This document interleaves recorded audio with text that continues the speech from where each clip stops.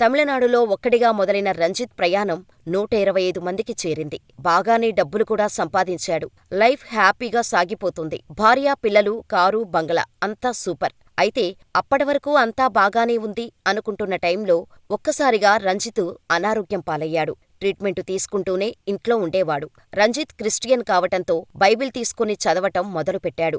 అయితే ఆ బైబిల్లోని ఒక వాక్యం రంజిత్ని ఆలోచనల్లో పడేసింది.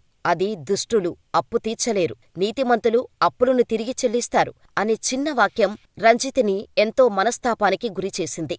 అప్పటివరకు తాను ఎవరి దగ్గరైనా చిన్న అప్పు తీసుకున్నా కూడా గుర్తు చేసుకుని మరీ వెంటనే తీర్చేయటం మొదలుపెట్టాడు రంజిత్. అలా కొన్ని సంవత్సరాల క్రితం బ్యాంకులో తీసుకున్న 1500 రూపాయల రుణాన్ని కూస్తో తిరిగి కట్టేశాడు. దాదాపు అన్నీ అప్పుడు పైసా కూడా లేకుండా కట్టేశాడు. కాని శ్రీలంకలో ఉన్నప్పుడు తాను దొంగలించిన డబ్బులు తిరిగి ఇవ్వలేకపోతున్నాను అని తెగ బాధపడేవాడు రంజిత్. దీంతో ఎలాగైనా వారి డబ్బును తిరిగి వారి కుటుంబానికి ఇచ్చేయాలని సుబ్రహ్మణ్యం దంపతుల గురించి ఎంక్వైరీ చేస్తే సుబ్రహ్మణ్యం, తన భార్య ఎలువాయి ఇద్దరూ చనిపోయారని తెలిసింది రంజిత్కి.